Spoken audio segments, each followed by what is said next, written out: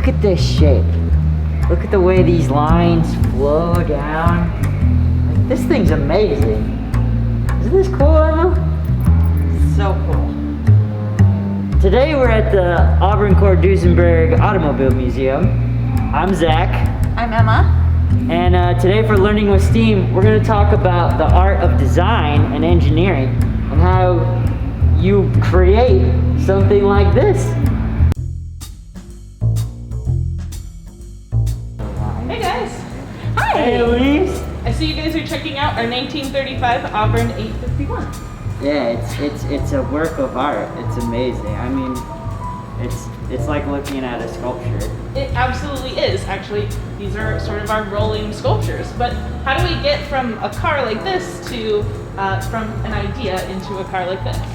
That's what we were wondering. Yeah. This is Elyse Faulkner. We met her last year for our STEAM video about the art or about engineering. And Elyse, we're looking at all these beautiful things and we were wondering, tell us a little bit about that. Absolutely. So this car was designed by Gordon Buehrig. So let's go head into the Gordon Buehrig Gallery of Design and learn a little bit more about it. It must be pretty famous. Gallery. So this is Gordon Buehrig. So he worked as a designer at Duesenberg Inc. From 1929 to 1933. And then he moved to the Auburn Automobile Company from 1933 to 1936. So he created some of the Auburn Cords and Duesenberg's most influential designs of all time. So let's see what he would maybe start out with when it came to coming up with an idea for an automobile. Was Buehrig an artist or a designer, an engineer? Like, what was his occupation? So he was a designer, but all designers sort of have to start from an art standpoint. So Gordon Buehrig often said that he wasn't good at much, but he was a little good at art. So this was kind of one of the concept arts that he would come up with whenever he would be trying to come up with new ideas for vehicles. So here was one of his original concept arts for the Cord 810. So as we can see, it looks pretty different from the final car. So often these early drafts would be sort of a proof of concept. They would help designers create different ideas, and then what would end up happening is once you have a finalized proof of concept that everyone in your group agrees on, you then move it towards creating a real schematic.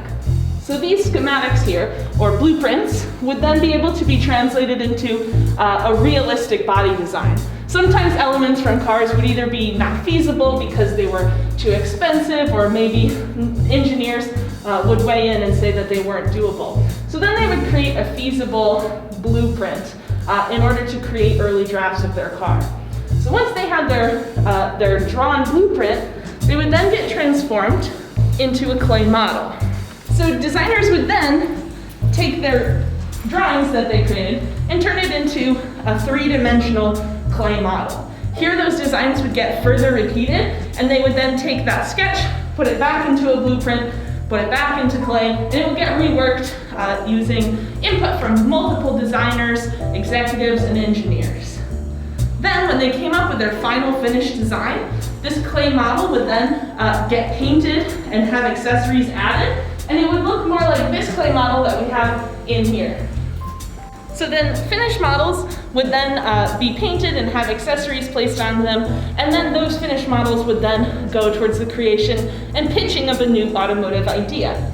Finally, final accessories might be changed on full-scale models and die as we actually get to the finished product.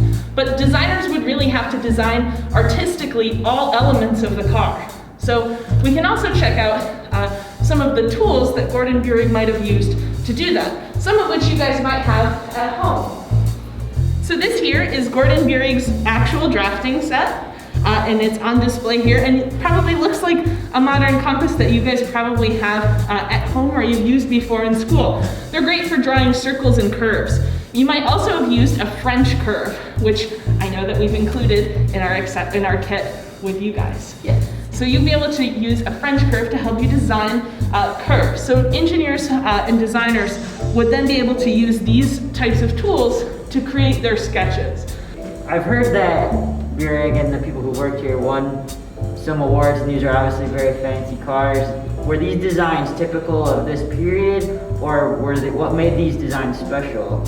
So what's so interesting about Gordon Buehring is, so in 1989 he was actually inducted into the Automotive Hall of Fame, and his designs were really influential in the creation of sort of the modern automotive aesthetic. So before Gordon Buehring, in the early 20s through early 30s, a lot of cars were really sort of utilitarian and boxy. And it was only through the late 20s and then through the 30s that cars began to sort of incorporate stylistic elements, trying to get new buyers.